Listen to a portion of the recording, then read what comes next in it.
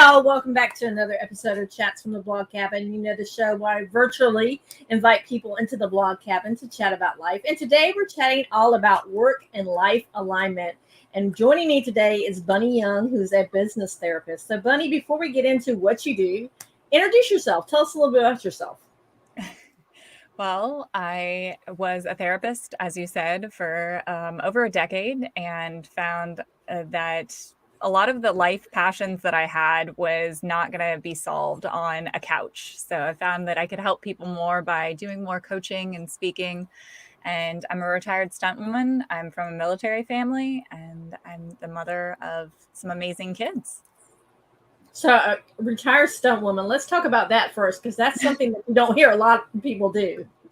Yeah. So my husband's a stuntman, and when we actually met at a movie studio, and when we were dating, he had an opportunity to go to China to do a live action stunt show and asked me if I wanted to come with him. And I can't go somewhere and not put myself to work. Like, I can't not be useful in some way, shape, or form.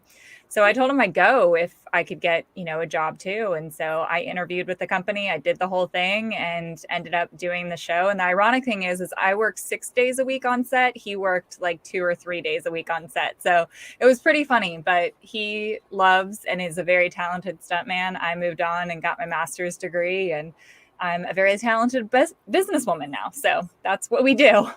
I mean, that's a big jump for being a stunt woman to go in and get your master's degree. What made you decide to go and get your master's?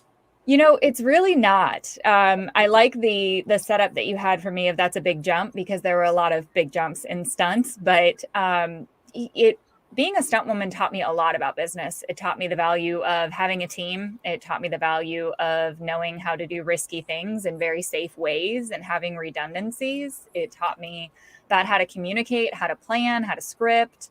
And so it's really funny that that's where life took me. However, I'm a third generation entrepreneur, and I grew up in business, and being on set and communicating with the individuals that I worked with and the behind the scenes individuals, it's a business. And it's definitely taught me a lot that I use today in my businesses. So it was a clarifying moment to be in China and say, what is it that you want to do with the rest of your life? And I thought I wanted to be a therapist. And so I knew I wanted to help people, and I couldn't really connect the dots as to how I was really making an impact on the world just being a stunt woman at a live action stunt show. So I got my master's degree, and but I had a ton of fun being a stunt woman, and every single thing in my life has brought me lessons that I still continue to use today. I love that. So what point, you said you went and got your master's degree, you became a licensed therapist, and then you decided that, as you said in your intro, that you could serve people better than just by them coming in and laying on your couch. At what point did you decide that? Oh, very, very quickly. I had conversations with my supervisor to just say, I can't stand listening to people complain about the things in their lives and feel like I have my hands tied behind my back because we're only allowed to talk about this, or I can't share personal experiences to decrease their learning curve. And so I started doing consulting with some of the corporate and executive clients that had gone through therapeutic retreats that we were hosting at a ranch, because I ended up specializing in equine and animal assisted therapy. And so we had an executive that went through one of our retreats and said, can you come work with our company and our team? And I said, well, I'm a therapist. And my supervisor and my mentor was like, you could go support somebody having a powerful conversation to transform. This is what you wanted to do. Mm-hmm. It's really funny when you're super clear about what it is that you want to do, life will show up and give it to you. And you're like, oh, wait, but that's not what I'm doing. And it's like, well, you asked for it and it just showed up. So sometimes you need a smart person to point that out for you. So I started doing that, and then through the consulting got individual one-on-one clients, and that's most closely aligned with what people think of as coaching. And so I don't do therapy anymore, and I still use every single therapeutic tool in my toolbox from my master's degree, from my years as a therapist, to help people today. But now I get to help them break through those mental battles and the mindset battles, and I get to help them put it into aligned action in their lives and have growth, not just in their business, but also in their life. What's the number one thing that most people struggle with? stress, overwhelm. Mm-hmm. So I was going to say confidence, but it's not even confidence. It's just not even knowing where to start sometimes. Mm. Now, you mentioned earlier that you helping with the equine therapy. Now, I read on your bio that you had a service dog. Do you still have your service dog? I do. He is sleeping right there. So he's my fourth service dog, and he's a little upset right now because my previous service dog's book got released this summer, and so a lot of attention has been taken off of him since the book is out, and everybody wants to talk about Goose and her book, and so he's a little upset now.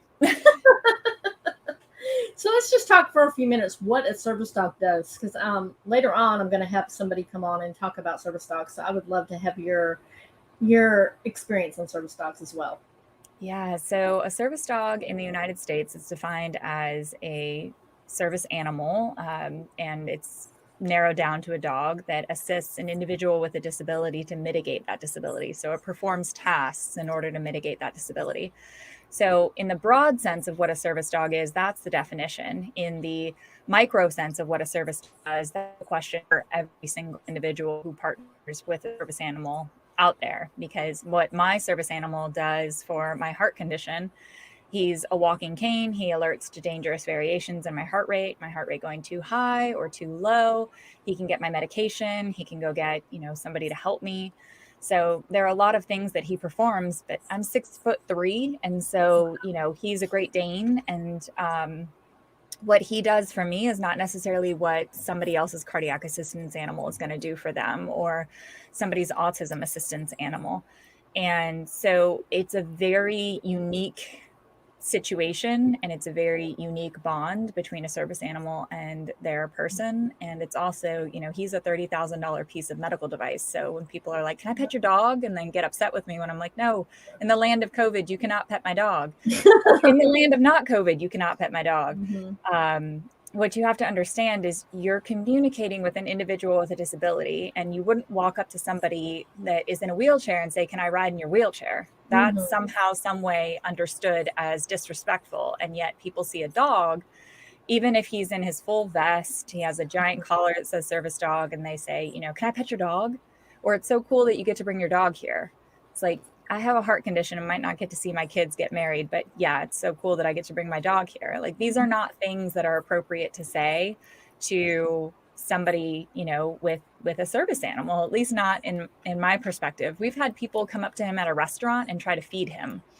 We've mm-hmm. had a variety of different things. We've been discriminated against on a major airline because somebody just didn't like the dog, and it was one of their employees. And it's just like, wow, it is a constant battle. I just had a conversation yesterday where one of my friends who has a service dog, because I'm on the board for Possible, which is a nonprofit that does advocacy and education. So we don't train dogs, we train people mm-hmm. about service animals.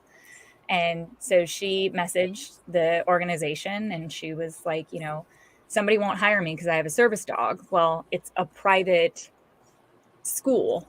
And so, the laws are very gray as far as that goes on, employment and all of that. And it wasn't the school that was saying, we won't hire you. It was that she couldn't go in and be a private aide for a child of the school. And so there was one layer of removal as far mm-hmm. as the employment laws go. And, she's like, isn't this discrimination? I said, yes, it's discrimination, but it doesn't make it illegal. So many people are discriminated against on a daily basis, and it doesn't always make it illegal. It can be wrong without being illegal. That's so true. Now, have all your service dogs been Great Danes? I've had 3 Great Danes and 1 Mastiff. Okay. Because you're 6'3", so you need the bigger dogs, right? Yes. We tried to use a Chihuahua and train him once. It didn't go so well. I can't imagine the Chihuahua. Now, you just mentioned, you said you had a heart disability. So how does that help you hinder you with your stunt woman? Did that hinder at all? It did. I lasted a good long while, but we ended up at like maybe 2 or 3 days left on the contract that we were working. I had a heart episode in China, and it was really scary. So, but that being said, being diagnosed with a heart condition was one of the best gifts that I've ever been given, because at such a young age to be able to really know the value of life and be able to align my actions with what I wanted my legacy to be was just such a gift. And now to be able to help so many people do that and wake up each and every day grateful for having another day versus waking up and being like, oh, I got to go to work. Like I choose to not waste any day, and I choose to enjoy the present moment. And we talked about stress. Stress exists in the future and in the past. It doesn't exist in this present moment, because in this present moment, we have absolutely everything we need to exist. Otherwise, we wouldn't be existing. So, that is a huge, giant gift that I get to receive, is just being able to be present and enjoy my life. I love that. So we're going to take a quick break, but when we come back, we're going to talk about how you're taking what you learned from growing up, to applying it to other people. So we'll be right back after this quick commercial break.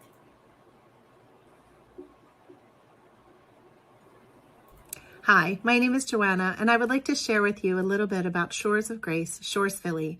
It's a ministry located in Philadelphia. The portion of Shores that I volunteer for goes into Kensington, an area greatly impacted by homelessness and addiction. And we go and we take love, food, clothing, snacks, conversation. We believe that it is a way that we can meet people right where they are and show them the love of Jesus. We have seen lives changed in big ways and in small ways, and we have built wonderful relationships with the people in the community. We have big plans, more we'd like to do, and we would appreciate any support, either through prayer or through donation. If you would like to donate, you can go to shoresofgrace.com, and in the menu, click on Donate. And we just ask that you put Philly in your donation comments. Thank you. And we are back chatting with Bunny Young, who is a business therapist who actually started her life out as a therapist and changed it to what kind of everybody considers a mindset coach, because a lot of people think, coach, mindset, you have to change your mindset. So let's talk about building your business and what your business is called, and just tell us what people can expect if they hire you. Yeah, so I have 5 companies at the moment. The business therapy company is A Better Place Consulting. And I just want to say I'm so incredibly grateful for the team that has, since I had my second daughter, has really helped me bring this work out into the world, because it helped me go from a job to an actual company. And I couldn't do what I do today and impact the amount of people that we do about them. So I'm going to give them a huge shout out. They also helped me stay sane. So with A Better Place Consulting, it started with doing strategic planning for corporations around their core values and helping corporations understand what their core values were. And then, as I said, as a third generation entrepreneur, I'm coming from my parents and my grandparents owning their own companies. And I'm like, how much would somebody's life change and it be easier to make decisions as a small business owner if you had a clear vision, a clear mission, clear core values? And strategic planning sessions for corporations, if anybody here has been a part of it, it's like 4 or 5 days long. And you create this 400-page document that literally nobody looks at ever again after the session. So when I looked at the value I was receiving, not monetary, but actually making an impact in line with my vision and with my own values, it wasn't a lot, because I felt like the impact to a small business owner and being able to make another 6 figures that year, that goes to their family. Being a corporation making another 8 figures, 9 figures, $1 billion, that goes to the shareholders. And so I took a step back from the corporations. A Better Place Consulting still does work with corporate teams, and the individuals that work with corporate teams are absolutely in love with that. I still work with some corporate teams that I'm absolutely in love with, but I really chose to focus on family-oriented business owners that really wanted more freedom and didn't see how having more return on investment was going to happen without putting more hours into their company. And they're working 80, 90, 100 hours in their company and they're not getting the results that they want. Or maybe it's their side hustle and they're wanting it to be their full-time hustle and they just don't know how. And so that's really where we brought in a group coaching program called DEFY, that we could gather business owners together, we could gather individuals together and really help them align their dreams with their actions. Because if you've looked at your calendar and your dreams aren't on there 3/4 of the time, you're not really making the effort towards that. And I'm not saying that in a shaking my finger type of way. It's just, it happens. Life happens to us if we don't make life happen for us. So that's really what we focus on in A Better Place Consulting, is just making your life a better place, and knowing that by you being able to exercise on your dreams and your vision, if every single person in the world got to do that, how much happier would the world be? How much more joy would there be in this world? That is so true. And I love how you said that. It's almost like a mastermind, correct? When you said you bring business owners together. It's really funny. So in full transparency, this program was the one that I used with my own coaches. So it's a blend of 2 coaches and my master's degree from counseling and therapy. Because most business coaching gives you a program to follow, but it doesn't give you a whole lot of your own psychology to get over your own obstacles and your own mental barriers. And when's the last time you were asked what you want to be when you grow up, versus like just checking where you want to be in a year? We underestimate what we can do in 5 years, and we overestimate what we can do in a year.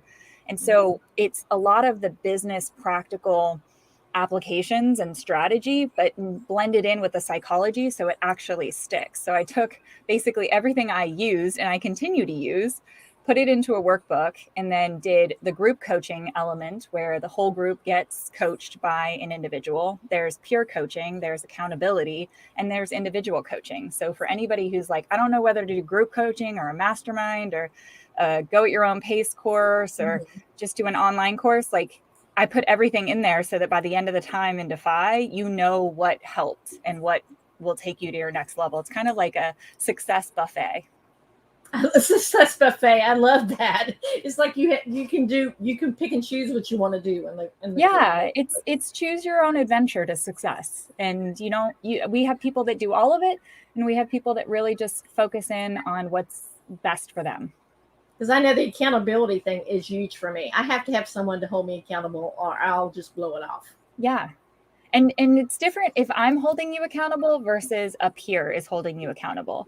And so having that mixture and blend makes it so that you still show up because you're showing up for your group and you're showing up for others, versus in a traditional coaching relationship, if I'm not there after our coaching is done, I want you to have the tools and the know-how to get yourself motivated. And just being able to do that in a peer environment really is helpful. So you're focused more on business owners than you are for individuals. Well, that's what the webpage says. And I can tell you right now, out of the people going through DEFY, we have moms, we have retirees, we have, it's really, are you a human that has a dream? And I'm still waiting for that statement to be proved like false when a unicorn signs up or a service dog signs up and is like, I have a dream.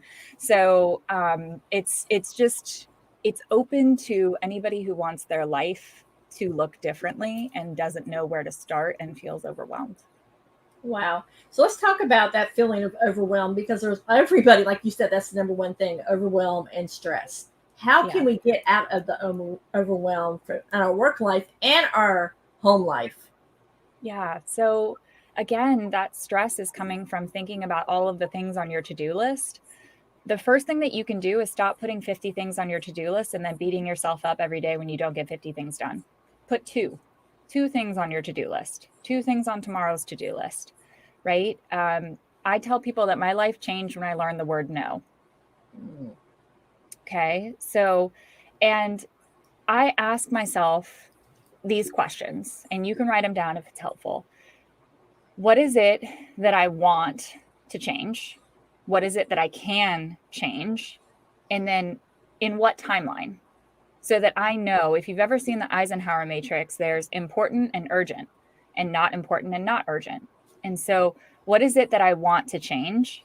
And that's a good question, because there are things that I can change. If you answered, yes, I can change this, but I don't want to change it, guess what? Don't change it. The entire logistics around I'm so hopeful that my husband listens to this, but I'll give him a shout out, because we planned this whole family vacation, and I told him, I said, regarding communications with your family, that's something that I can do something about, but I don't want to. You can communicate with your family. You can be responsible for communicating with your family. Can I do corporate consulting? 100%. Is this something that I want to do all the time? No, I don't want to be on a plane 32 weeks out of the year. I want to be home with my babies.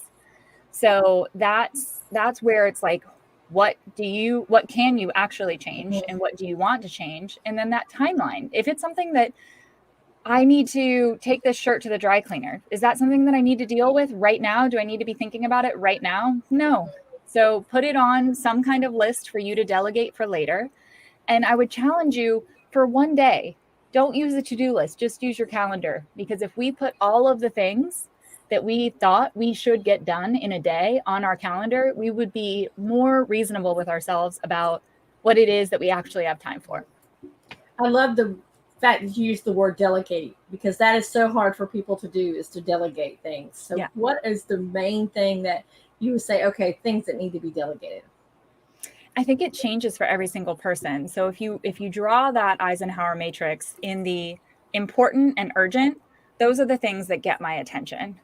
In the important and not urgent, those are things that get scheduled. In the not important and urgent, those are the things that I delegate. And the not important, not urgent, possibly deleted. But for me, the things that get delegated are the things that fall into the not important and urgent. That's stuff that my team will help me with, or my family will help me with. Because if it's not important and it doesn't need my brain and it's urgent, like getting the tires changed on the car, that's something that I delegated. You know, it's not important for me. I don't need to be there.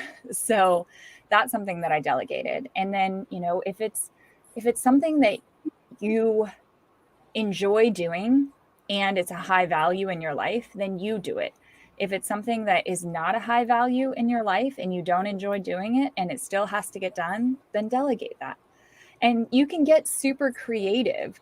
I also like to match, like, one of the things that I was joking with another host about is like laundry. Like laundry is something that 80% of the time I delegated. And when I do decide to do it, I match it with something that I do love and is high value to me. So listening to that podcast that I saved, or listening to that audiobook that I saved, or dancing, whatever it is, you know, laundry takes like 30 seconds to change the laundry. Yes, I know, with a family of our size, like we have a ton of laundry that has to be done, and the dog beds need to be washed, and the horse blankets need to be washed. So there's a ton of laundry. But how can I make it fun? How can you make something easy and fun? I love that. You keep mentioning the Eisenhower Matrix. Can you tell people about that for those that aren't familiar? Because I'm not familiar with that as well. So my best advice would be to Google it. My second best advice is if you draw a T-chart, so, you know, just like a line down the middle of your paper and a line across the middle of your paper, you put important on the top and urgent on the side. And so that first upper left-hand quadrant is important and urgent. And then the top right-hand column is important but not urgent. And then the bottom left-hand column is not important but urgent. And then the bottom right-hand is not important, not urgent. So that's how I figure out my to-do list. Is I put my to-do list after I write it all down typically on Sundays. I'll write it all down and then I'll put it in that matrix to really see, like, you know, where everything is. And that helps me prioritize it, because as humans, our psychology is to go for like the little wins, and we don't, then at the end of the day, we haven't really moved the needle. And so I challenge you to get one big thing. Like, I ask myself in the morning, like, what would make today worth it? And then I get that thing done by 11. Wow. Because most people don't want to do the big thing. They want to push it off and procrastinate. But if you do it and get it over with, you feel accomplished. Exactly. And you have more energy to get other stuff done. Like, that's your biggest hack is, you know, when you wake up in the morning and you already know that you're going to do that big thing, it's like you don't have to belittle yourself throughout the day that, oh, I still have to do this. Oh, I still have to do that. That is increasing your stress level to say, like, I still haven't done this, because you're upset with yourself of the time that you wasted. And then you're also still pressuring yourself on the stuff you need to get done in the future. So just get it done by 11. And my team and my family will joke with me that I get more done before 10 a.m. than most, you know, individuals get done in a 40-hour work week. yeah, but I only have those things that I need to get done. Like there's maybe 2 or 3 big things during the week, and the rest of the time, I don't know about anybody else, but my kids are growing up way too fast. And so I want to be able to enjoy them. And that's time that I'm not going to be able to schedule that for later. I either appreciate that time now or I don't get it back. So, my business partner asked me on Monday if we were going to write another book. And I was like, not right now. It's not important and not urgent for right now. I love that. And I love the fact that you said kids do grow up too fast, because my girls are 19 through 26. They're the 3 in the very beginning of the opening. So they grow up. I just remembered yesterday, like I brought them home from the hospital. Now they're grown up. One's married. 2 of them's graduated college. I mean, they're gone. It's in a blink of an eye. And then you turn around and go, did I spend enough time with them? Yeah. I never want to be able to say I gave my clients enough, but not my family. So how do you balance that work life and make it align to your values? There's no balance. There's a point. Having a 19 through a 26-year-old, that engagement looks a lot different in a lot of different ways.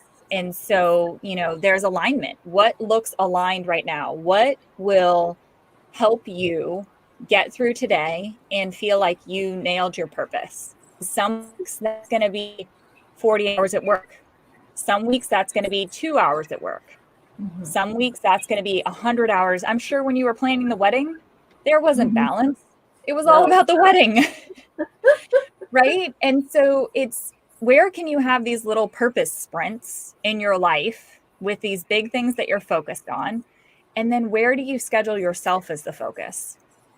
That's a big point. A lot of people tend to not focus on themselves. They focus on what everybody else needs, and their needs end up going. And that's where you see a lot of burnout. And that's the next question I want to talk, because I know you teach a lot about burnout.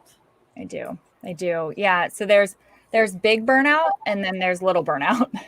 And that's the easiest way I can put it, is like big burnout is when life's going to sit you down and have you take some time for yourself. And then little burnout is when you're not really quite sure why the lack of ranch dressing at the dinner is pissing you off so much, but it's more aggravating than it should be. You're not sleeping as well. You are distracted and more irritable than normal. And that's little burnout. That is kind of, think about those rumble strips on the side of the road that are telling you, hey, you're starting to get off track. And so my advice is slow down and cautiously, don't jerk the wheel, but cautiously realign yourself. And that doesn't look like taking one day off and being like, okay, Bunny, I checked the box, I took a day off. No, it's every single day. Because think about how long it's been since you've really, truly prioritized yourself. And that's not selfish. If you think about it like energy, like gas in your fuel tank, right? If you didn't fill that fuel tank and you didn't maintain that car, it wouldn't be able to get the people that you love everywhere that they need to go. And so for me, as the matriarch of our family, if I don't take care of myself, no one else gets taken care of, by me, at least. And so that's what I've consistently communicated to my children and to my family, because I'm an only child and I'm taking care of my parents. And so, when we have a conversation about like, oh, you're getting a massage and getting your nails done and taking a day off, like for yourself. And it's like, yes, I am. Because when's the last time that I had a day off by myself? And so I normalize it. And everybody in our family gets days off. And even when, my husband's like, I don't really know if I want a day off, like I just want to spend time with you guys. It's like, well, you get to choose what you want to do, but at least half the day, recharge for yourself. Do whatever you want to do. And it's helpful because like he had a day off on Saturday, and on Sunday he was like playing video games and, not helping with the house. And, it's like, hey, if this is your time off, that's great. Just let me know that, because then I don't have to be upset that you're not, cleaning the house or helping me with the girls or whatever it is. And so, but let's normalize that conversation. And it's just funny because people aren't used to taking time off for themselves. Most individuals, if they have time for themselves, are going to figure out how to either work or distract themselves with social media or get involved in somebody else's lives drama. Yep, that is so true. And I don't understand why people don't place more importance on self care, because it's like, that's the most important thing you can do for even your family. It's like they say, when you're on an airplane, you always want to put your oxygen mask on first and then put your kids on. Yeah. And how many times has somebody told you that? And you're like, I'm pretty sure I can get theirs on and then still get mine on. Yeah. You're going to pass out. I'm just letting you know, you're going to pass out. It goes quicker than you think. So, and oxygen deprivation is the same thing as self-care deprivation. It may take longer, but you're running on fumes. And chances are, if you're listening to this, you can identify whether you're in the middle of little burnout and big burnout. And burnout is a cycle. And so it's not going to go away. It's not something that you solve or that you fix. It's a cycle. I'm the burnout subject matter expert that speaks on it at conferences, and I still find myself in burnout. So it's really about awareness and then not getting upset with yourself. So really accepting it and just being like, oh, you know what? Thank you so much, body, for giving me the cues and giving me the,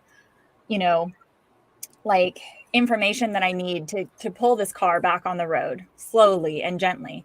And then after you have that awareness and after you have provided that gratitude to really kind of accept where you're at, then you can start to make choices on what you're going to do differently in your life. But without those 3 steps, so many people just go immediately from, oh, I feel like I'm burning out, and either ignore it and resist it, or they just charge into what they're going to do and they get their nails done or a massage. But is that really self-care? Is that really what your soul needs? That's another point that I was going to bring up, is self-care looks different for everybody. A lot of people are like, well, I can't go to get a massage. I can't stand people touching me. I mean, if that's something that they can't stand, that's not self-care. That's just angsting their stress even more. Yeah. And self-care could be going to therapy. Self-care could be going on a walk, getting a personal trainer. Remember that we have emotional, physical, mental, spiritual. And so you need self-care in all of those areas. So let's talk about parenting while you're having a career, because that has to add to your self-care, all your stresses and your overwhelm when you're a parent and you're trying to climb the corporate ladder.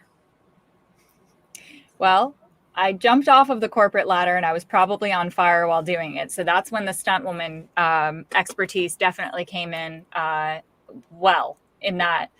So, and I can tell you the awareness for me around the corporate ladder was I was being somebody that I wasn't to make somebody else besides me rich. So, and I was trying really hard to be somebody else that I wasn't in order to make my performance reviews stand out. And could I have been myself in corporate and been successful? Most likely.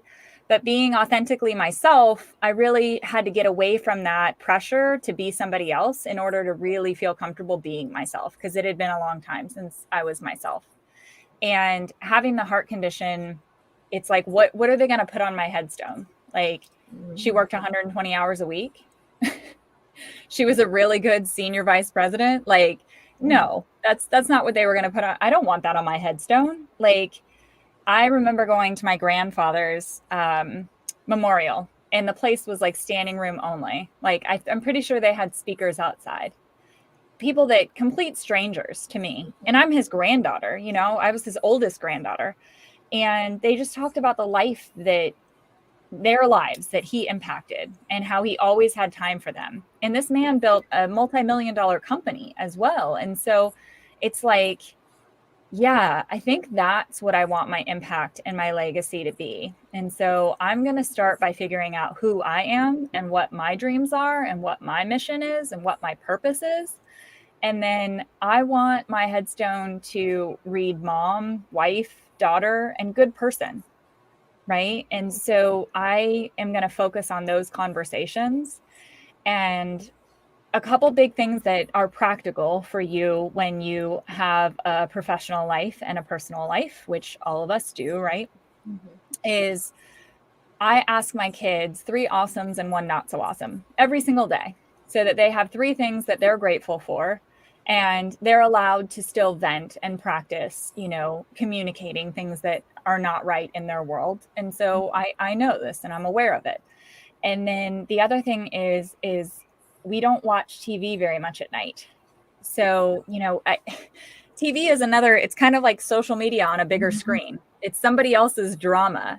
My mom is the queen of reality TV, and she will ask me if I know certain things about reality TV characters. I'm like, no, they're not my clients. So like, I don't really care. So they're not my family and they're not my clients. And also the third thing that you can really do is not touch your phone before 10 a.m. Everybody, for me, especially during COVID, everybody that I loved and cared about was under my roof. So what did I really need to get my phone for? And so when you respond, when you wake up and you pick up your phone, you're already starting the stress response in your brain. And your brain is so susceptible during the times that you're falling asleep and you're waking up. And so when you're falling asleep in front of TV, that's getting plugged into your brain. And when you're waking up and during that twilight part of your day, when you're checking your phone, then your brain is learning, oh, stress response. This is how I should wake up. It's just wake up being stressed. So give yourself that time to integrate. Go find a friendly face that loves you. And if you have teenagers, good luck and Godspeed. But find a friendly face that loves you before you touch your phone. Tell your body, your brain, your emotions, this is going to be a good day. Tell somebody you're grateful for being, there and alive. So those are just 3 really simple, practical ways to just slow it down just a little bit. Remember that life wasn't always this quick. We didn't have, smartphones in our pockets 20 years ago. And so we survived. And, that's really what you can get back to for just 15 minutes. Everything that I told you takes 15 minutes per day. 3 awesomes, 1 not so awesome. Don't check your phone first thing in the morning and shut the TV off. I love that.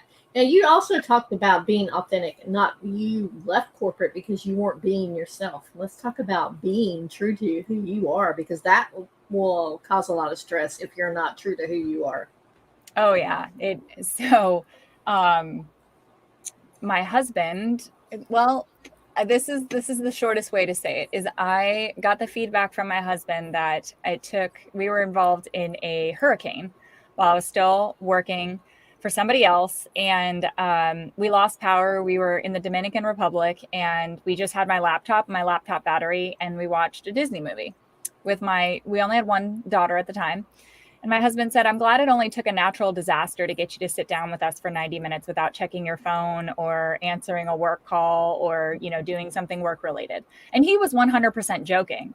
However, my brain immediately was like, no.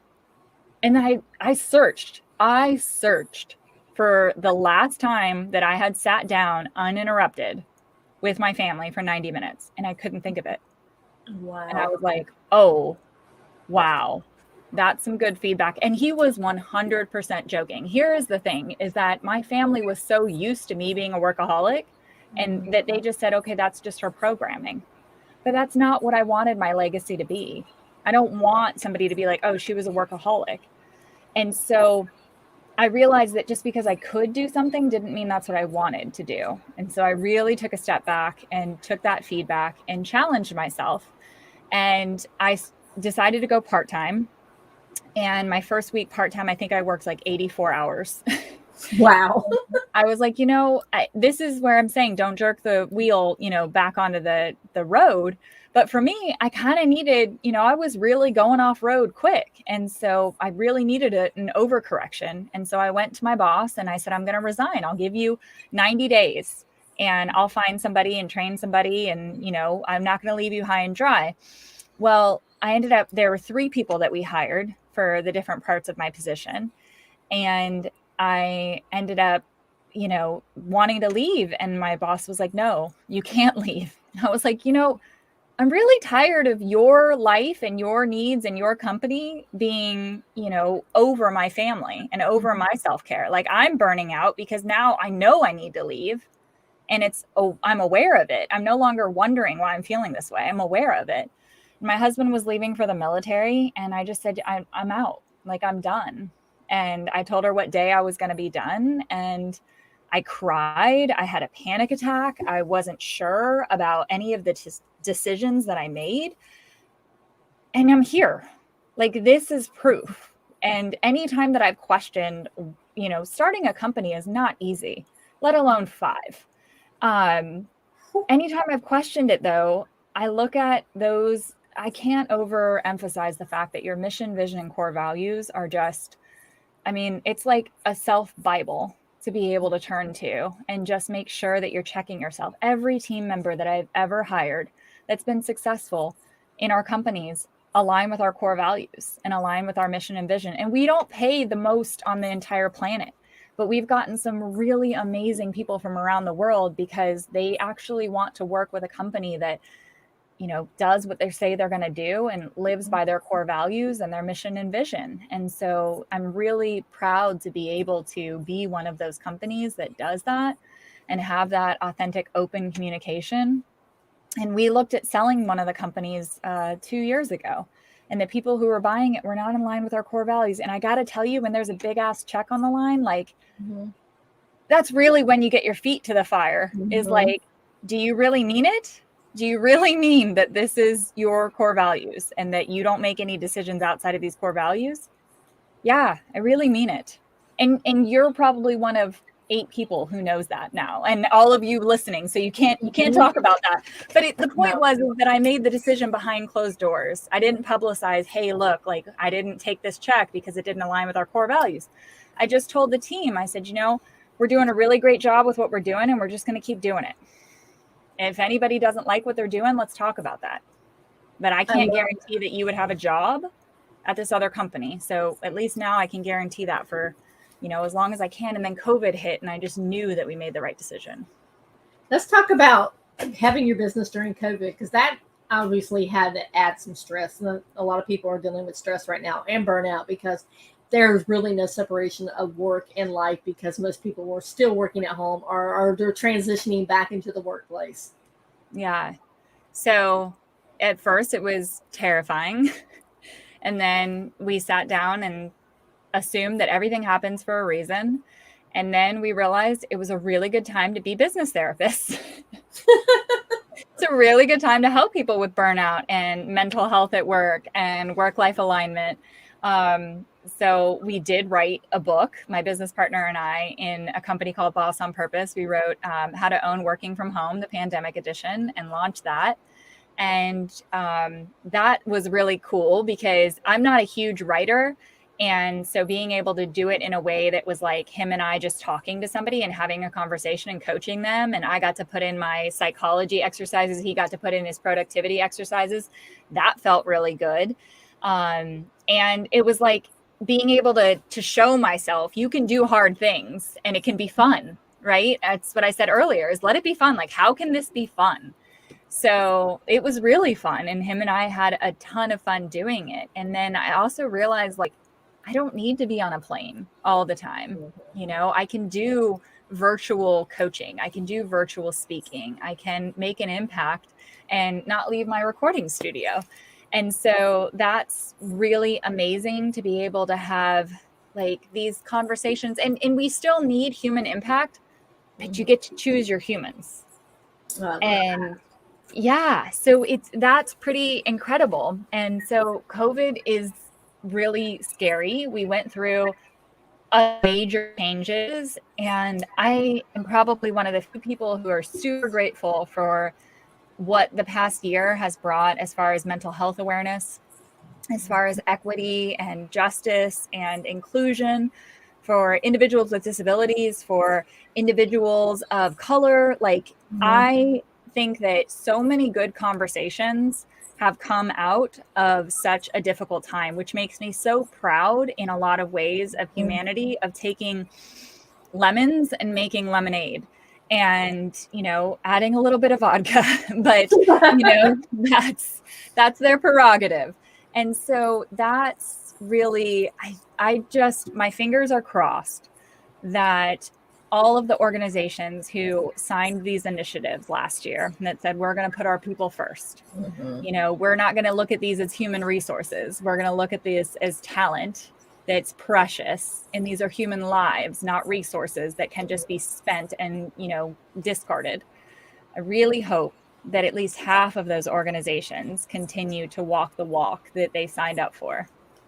I so agree, because a lot of times people place the value on the dollar and not on the person. Yeah, and the reality is that we literally print money. We make it. So my question is, where's the real value? Now, you keep mentioning value. You mentioned core values several times, and I want to share a little story with you. At the very beginning, this actually started during COVID. I was very anxious, and I was working with a mindset coach, and she was talking about, okay, go live and talk about one of your core values, because it was a challenge. Anytime anybody's challenges me to do something, like it's an opportunity for me to maybe win something, I'm like all in, because that's just my competitive nature. And so she challenged us to go live and talk about one of our core values. And one of my core values is friendships, relationships. So instead of going back, I have huge anxiety about being in front of the camera, talking to strangers, all this stuff. You wouldn't know it now. But I decided, you know what, if I'm going to go live, I'm going to go live with a friend. And we talked about the core value of relationships and friendships. So that core value, let's talk more about these core values and what people need to really, they need to hone in on what their core values are before they even decide what they want to do with their lives. Yeah, and core values, thank you for sharing that, because that is, you answered kind of your own question as far as core values go, because a lot of people think one of the most common core values that I get stated is integrity. And I'm like, no, that's a core value that you think you should have. It's a core value is one of two things.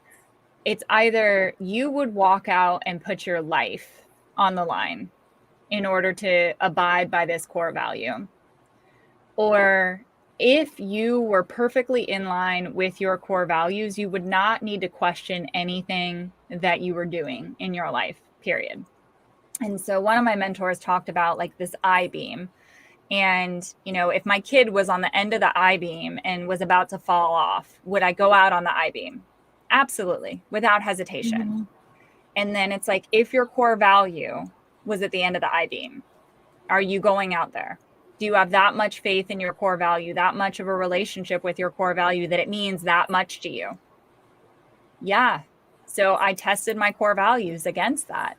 And actually, one of our core values in the company is what we call the Rocky and V value, which are my kids. And so it's like, I won't do anything that if they knew I did it, they wouldn't be proud of me. So, and we have another core value, which is joie de vivre, and that's joy of life. And we also wanted to put something in another language because we do work all over the globe and we wanted to be inclusive. And joy of life in English doesn't have the same kind of je ne sais quoi as joie de vivre.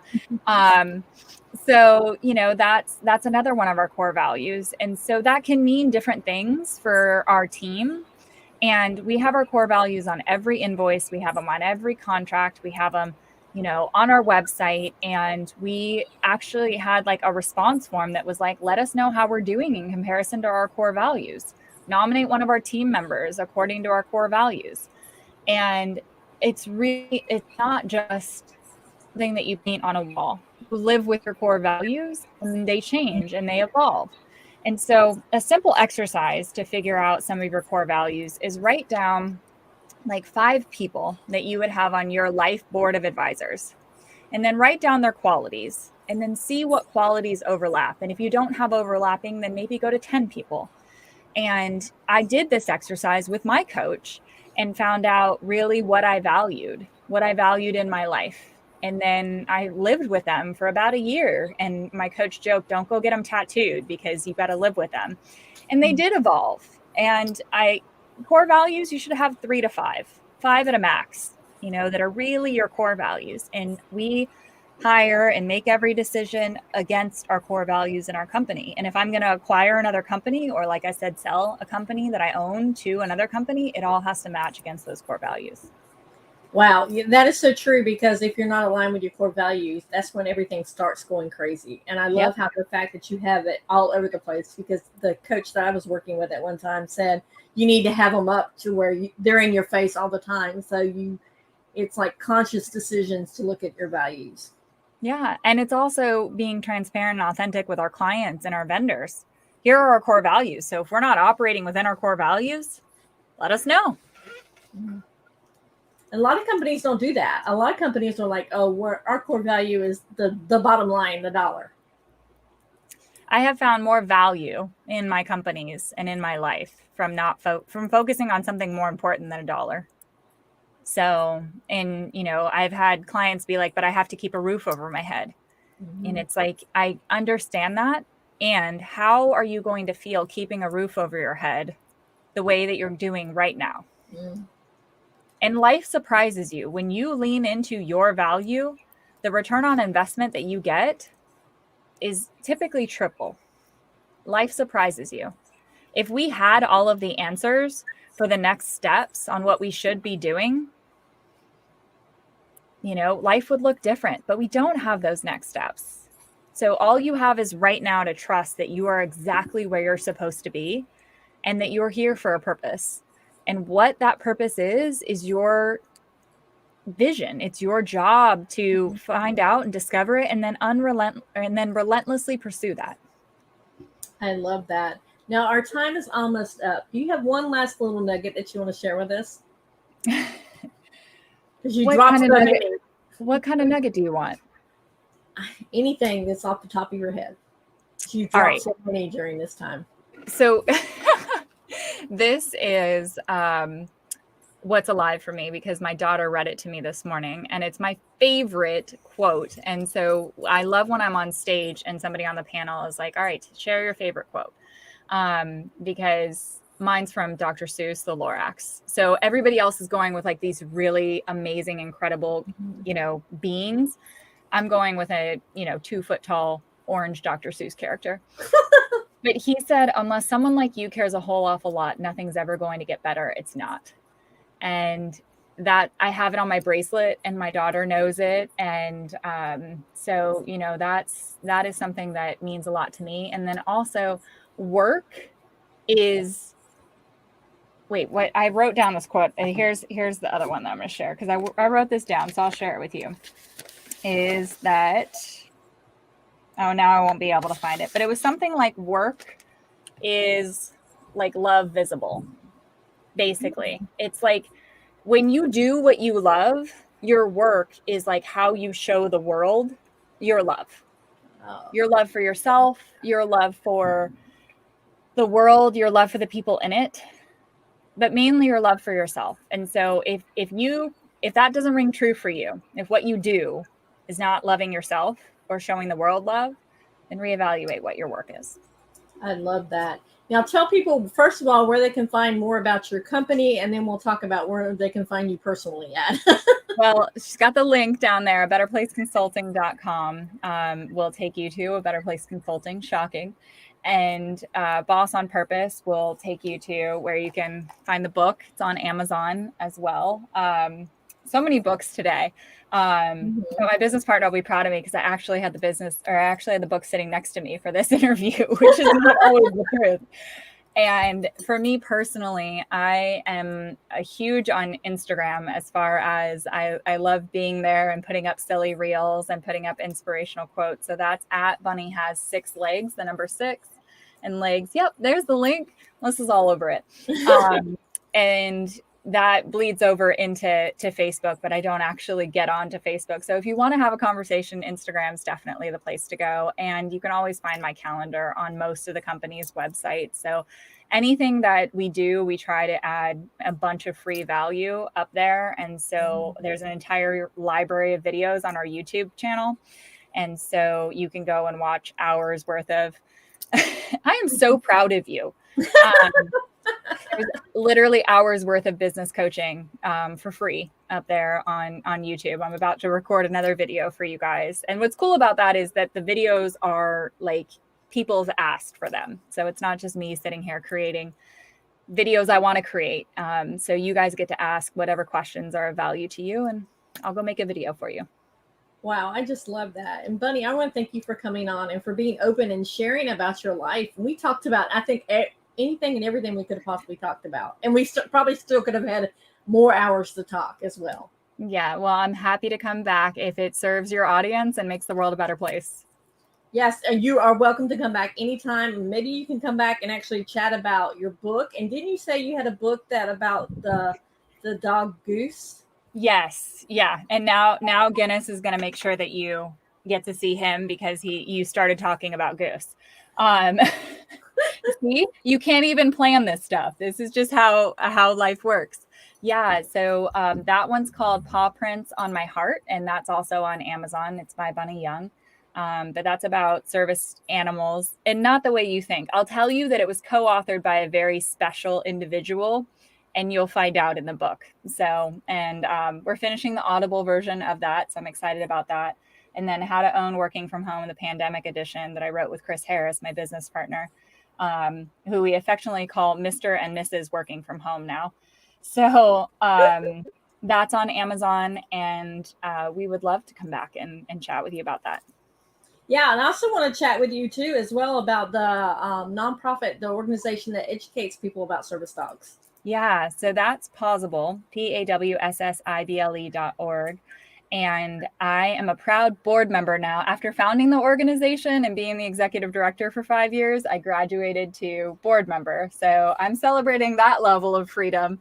And there are a lot of nonprofits that are started and run by their founders that just the founder cannot get out of the way of the nonprofit and doesn't have a system set up for them to step out.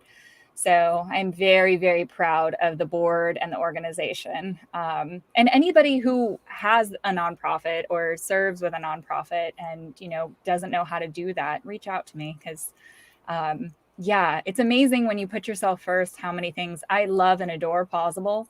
And also on my Eisenhower Matrix, it's important, but it wasn't important in comparison to the other things that were in my important.